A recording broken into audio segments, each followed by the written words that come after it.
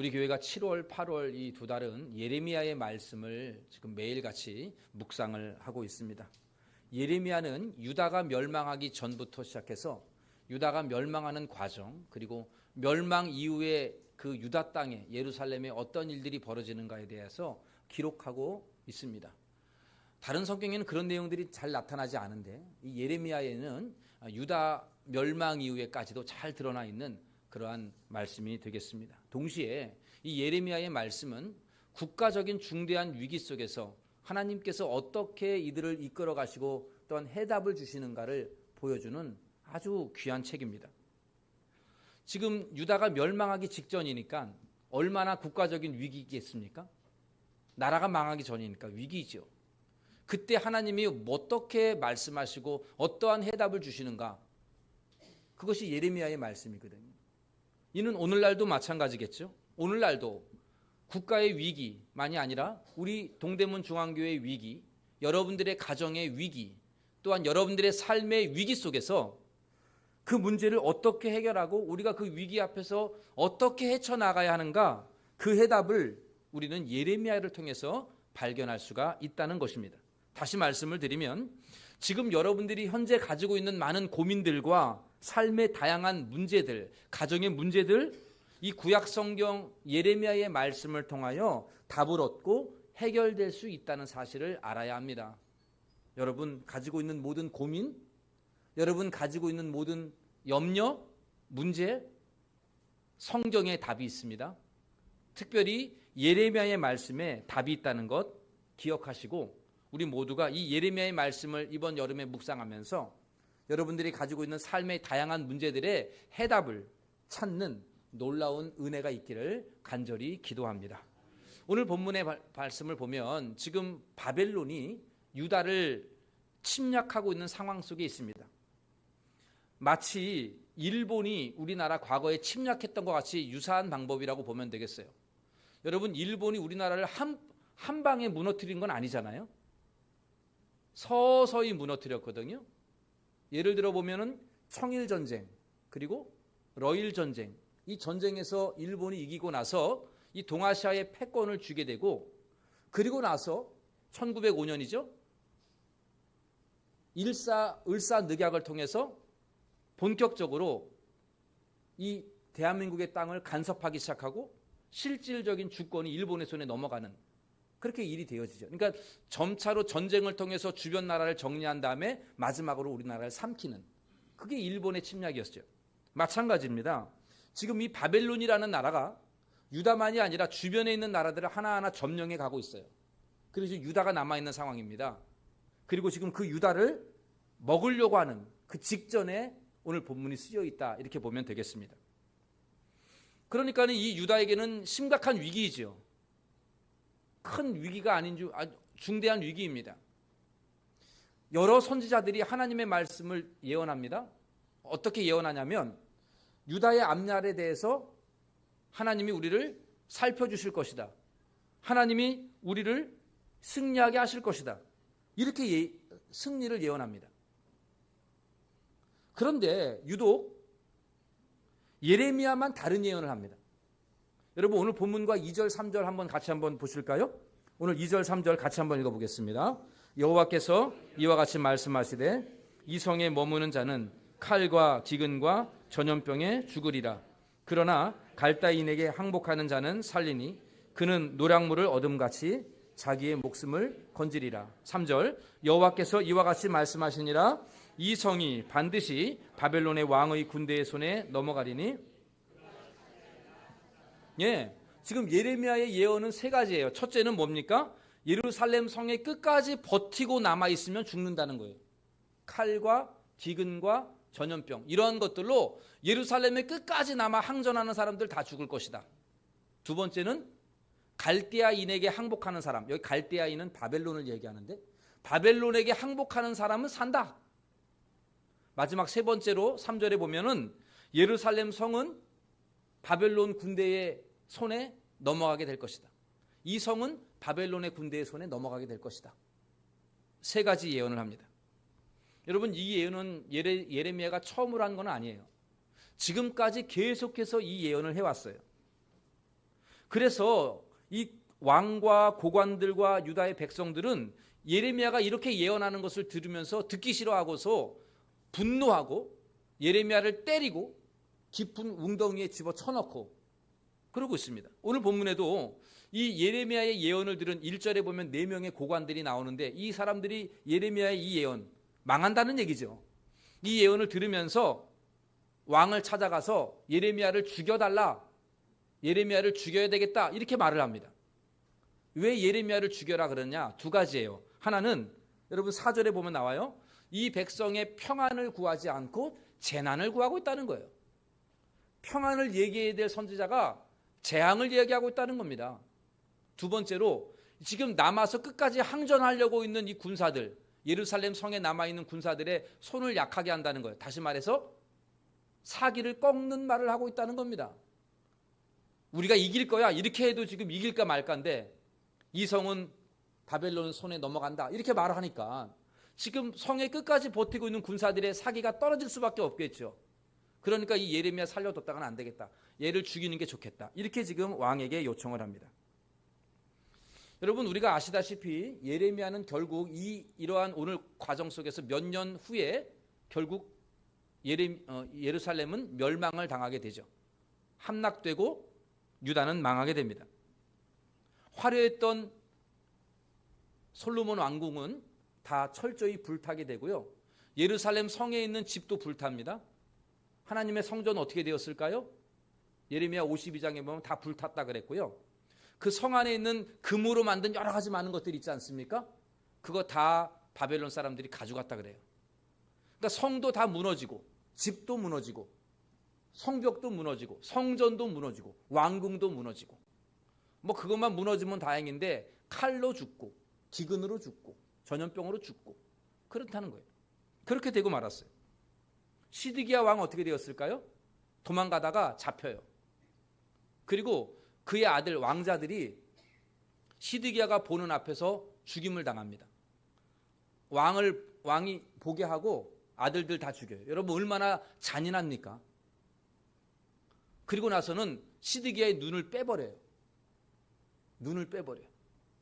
그 다음에 쇠사슬로 묶어서 갈대아 바벨론으로 포로로 끌고 갑니다.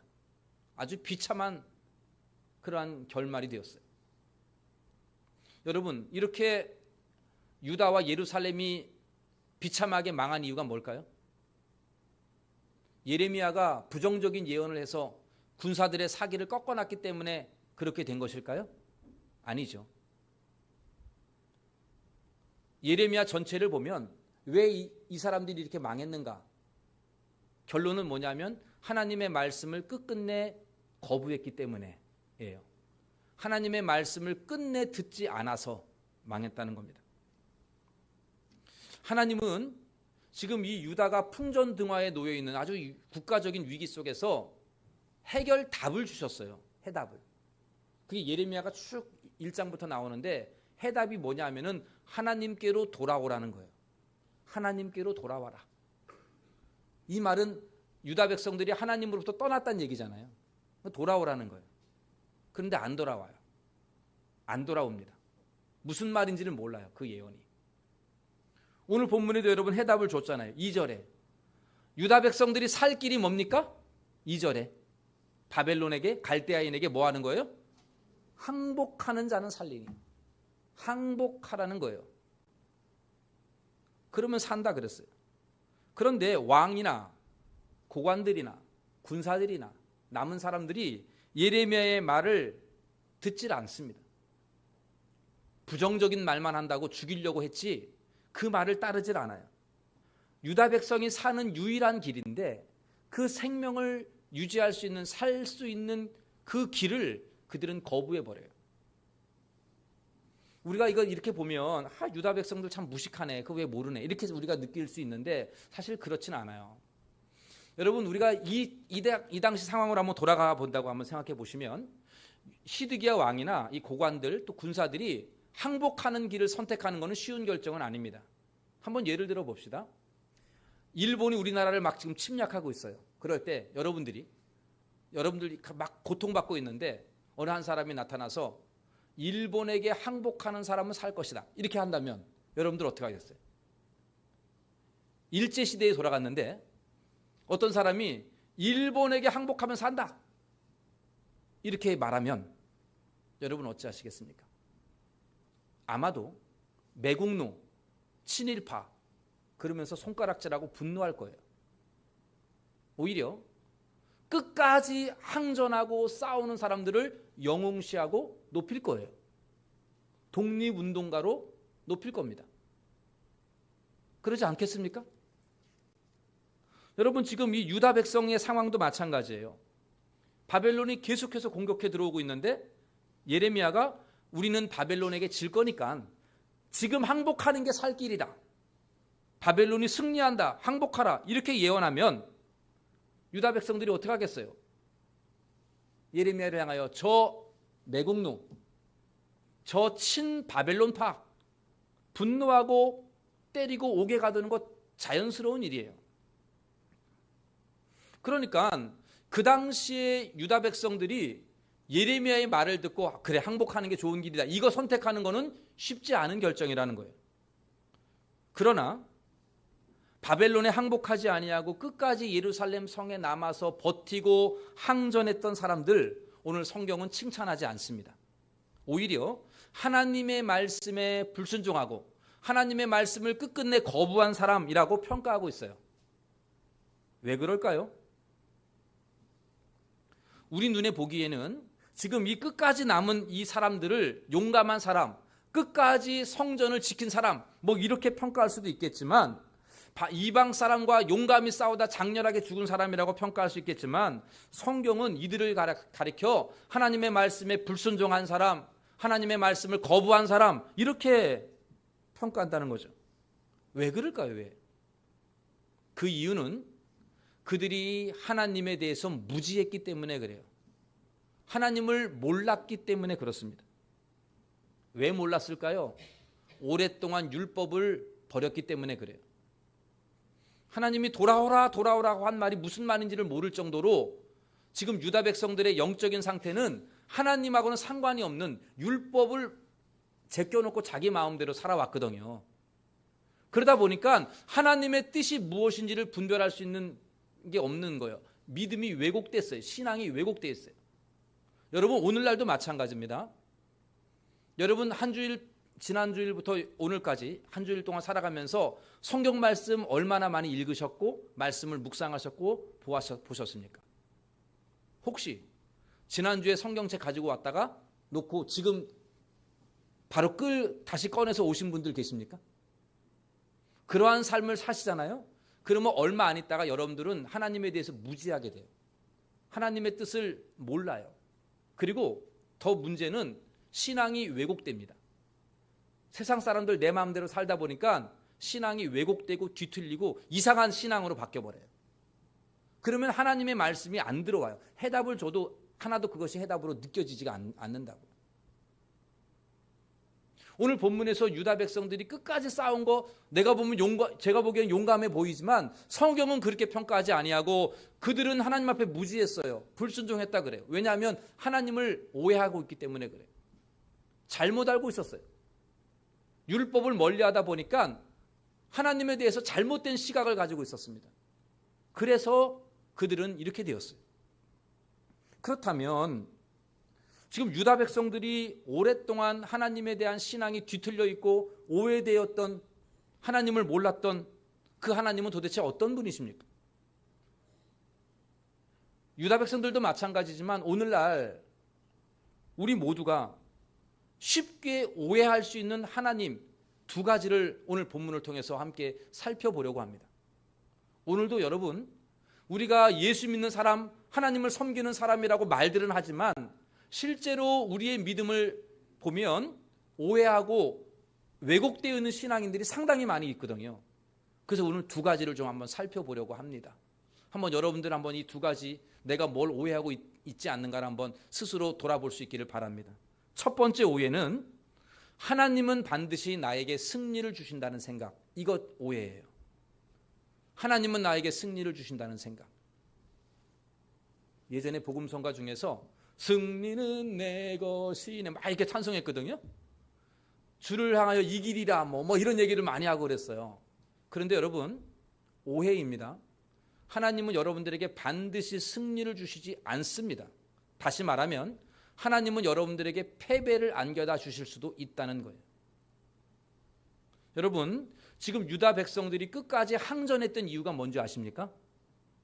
하나님이 우리에게 승리를 주실 것이라는 믿음 때문에 그래요. 그 믿음의 근거는 예루살렘 성 안에 성전이 있었거든요. 그 안에 율법이 있었거든요. 언약궤가. 하나님의 집이 있는 이 성전 절대로 망할 일이 없다. 이거 거짓 예언자들이 한 말이에요. 예레미야는 망한다 그랬을 때 거짓 선지자들은 안 망한다 그랬어요. 아마도 그 사람들이 아멘 그랬을 거예요. 그래, 하나님의 성전이 있는데 왜 망해? 이걸 가리켜서 성전 불패 신화라는 말이에요. 성전을 가지고 있는 데는 절대로 망할 일이 없어. 그래서 이들이 끝까지 항전한 거예요. 그리고 예레미야를 죽이려 했던 이유도 바로 그것 때문에 그런 거예요. 우리는 안 망하는데 자꾸 망한다고 하니까 예레미야를 죽이려고 한 거죠. 여러분, 그런데 이거 잘못된 믿음이에요. 하나님은 얼마든지 하나님의 성전 버리실 수 있는 분이에요. 유다 백성들이 보기에는 너무도 거룩한 집이지만 하나님이 보시기에는 그냥 돌에 지나지 않아요. 돌덩이 나무로 지은 거에 지나지 않다고요. 여러분, 사무엘성에 보면 엘리 제사장 시대 때 이스라엘과 블레셋이 싸웠어요. 여러분, 싸우는데 이스라엘이 자꾸 져요. 그래서 이스라엘이 모여서 회의를 합니다. 이거 어떻게 하면 이길 수 있을까? 결론이 뭐냐면 언약궤를 가져다가 전쟁터에 나가자. 그러면 이긴다. 어떻게 됐습니까, 여러분?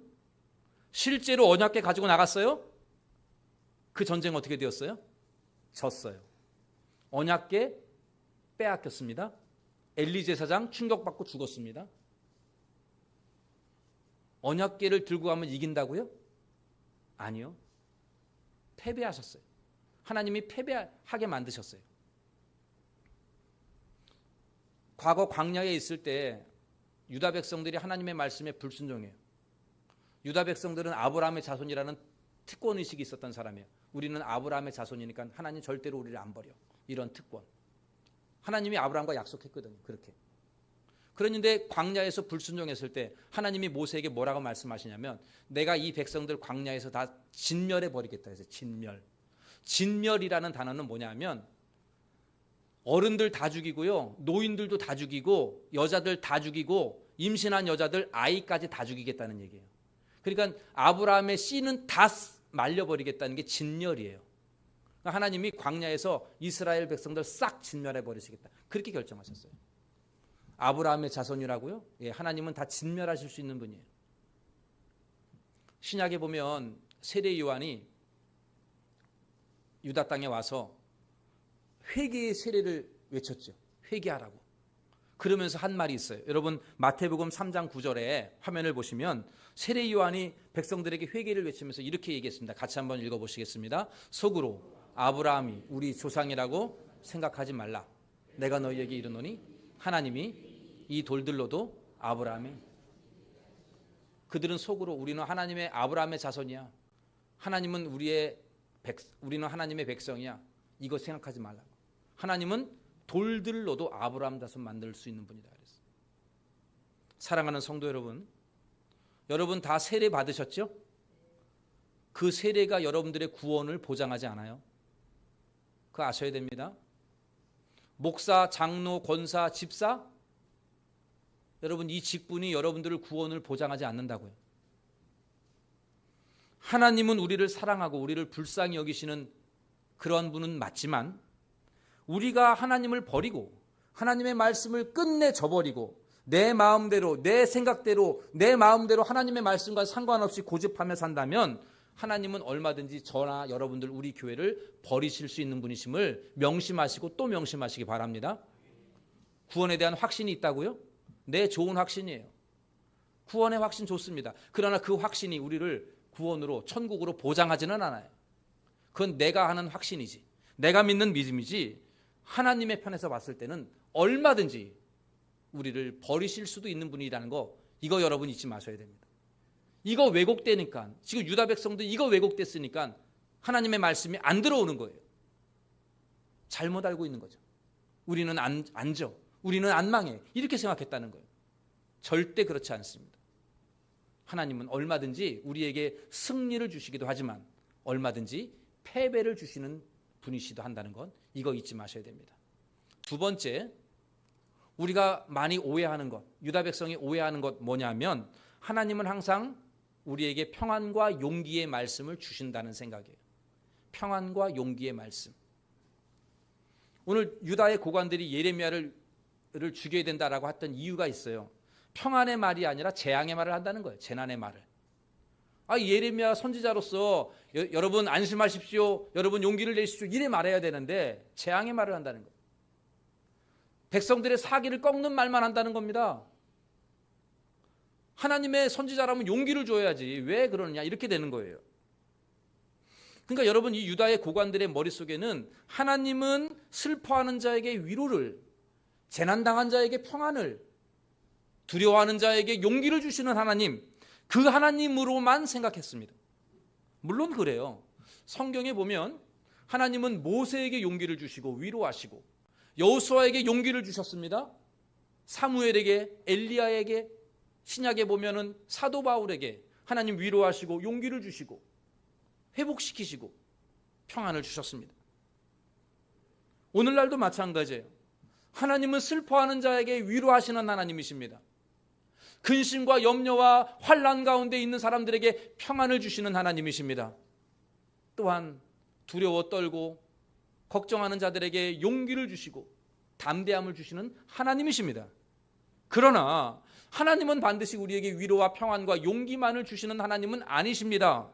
때때로 하나님은 나에게 책망의 말씀을 하시기도 하고 때때로 벌을 내리시겠다는 말씀도 하실 수 있다는 사실, 우리는 이 사실을 믿으시기를 바랍니다. 아니, 오늘날 우리의 삶을 반성해 보면 하나님은 나에게 위로와 평안과 용기보다 오히려 책망과 따끔한 경고의 말씀들을 더 많이 하신다라고 봐도 과언은 아닐 겁니다. 우리의 삶을 돌아보면 하나님 오늘 여러분들에게 그래 내가 너희들 위로한다라는 말씀보다 너 왜 그렇게 살았니라고 책망할 수도 있다는 거예요. 아니 더 많이 그러한 말씀을 우리에게 주실 수도 있다는 사실, 여러분 이 사실을 우리는 망각해서는 안 됩니다. 여러분 거짓 선지자들이 위로하고 용기를 줬어요. 거짓 선지자들만 이스라엘 백성들에게 위로하고 용기를 줬어요. 그러나 그거는 가짜였어요. 하나님 절대로 그렇게 하지 않으셨어요. 책망하셨어요. 하나님은 그들을 징계하셨어요. 벌을 내리시겠다는 거였어요. 하나님은 얼마든지 그렇게 말씀하실 수도 있다는 사실이죠.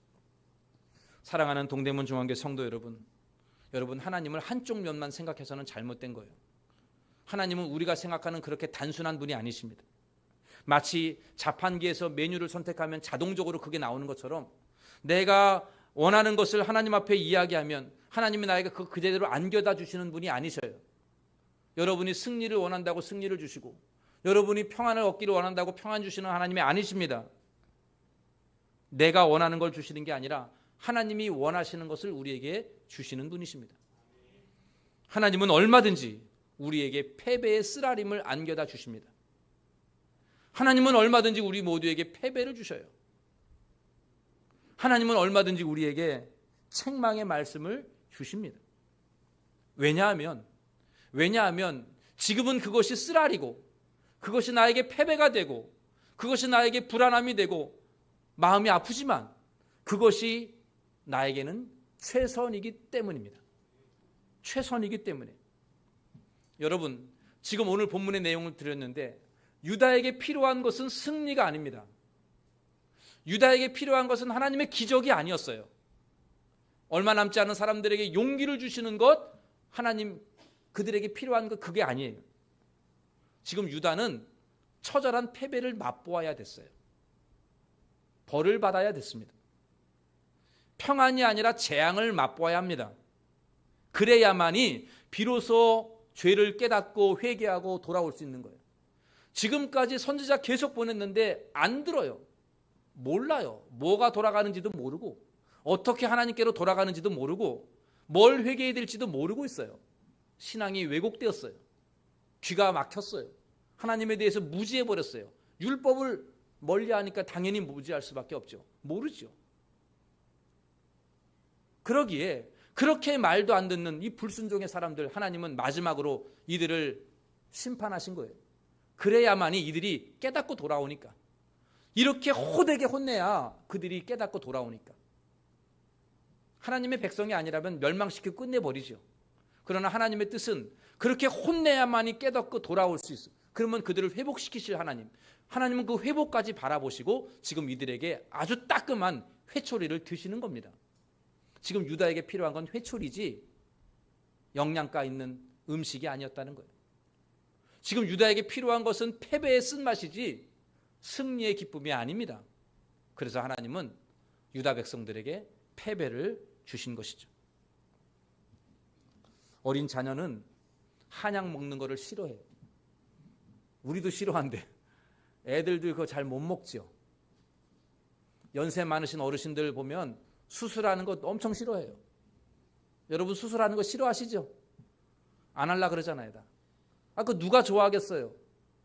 한약 안 먹고도 나았으면 좋겠고 수술 안 하고도 나았으면 좋겠어요.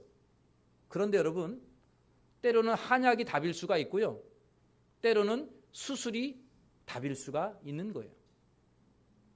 우리가 보기에는 한약 안 먹고 수술 안 하고 낫는 게 답인 것처럼 보이고 그렇게 되었으면 좋겠지만 아니, 하나님이 보기에는 한약이고 수술이 답일 수도 있다는 사실이죠.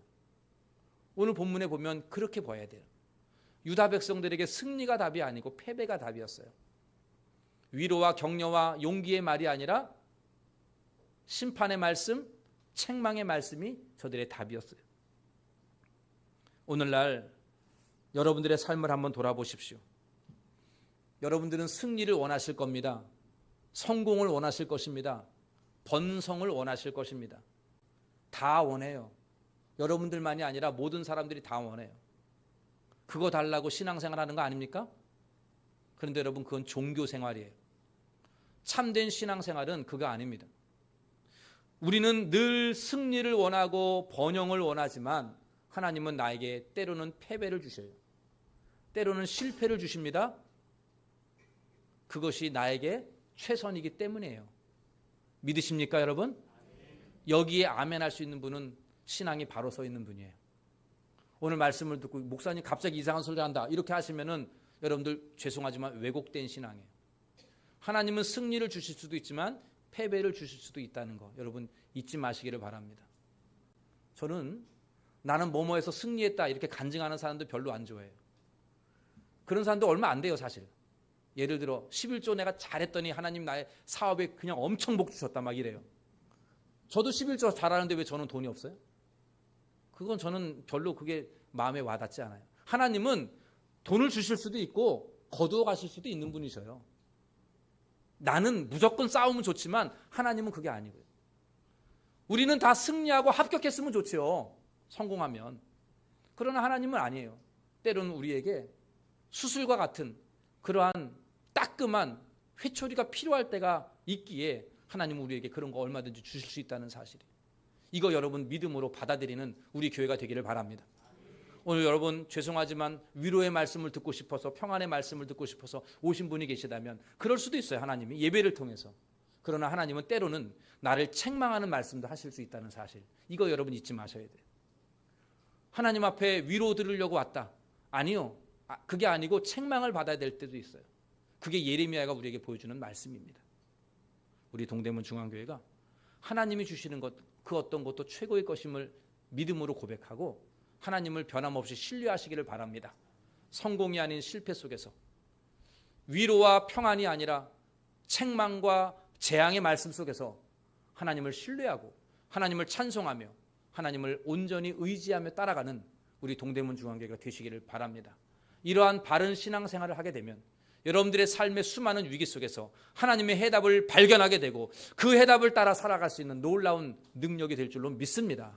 우리 교회가 이렇게 삶의 많은 위기, 가정의 위기, 어려움 속에서 하나님이 주시는 이 예레미야의 말씀을 통하여 주시는 이 해답을 마음에 붙들고 하나님을 전적으로 신뢰하면서 믿음으로 살아 승리하여 하나님이 주시는 최고의 것들을 받아 누리는 복된 성도님들 다 되시기를 예수님의 이름으로 간절히 축원합니다. 기도하겠습니다. 하나님 아버지, 오늘 말씀을 통해서 우리에게 하나님을 바로 가르쳐 주심에 감사합니다.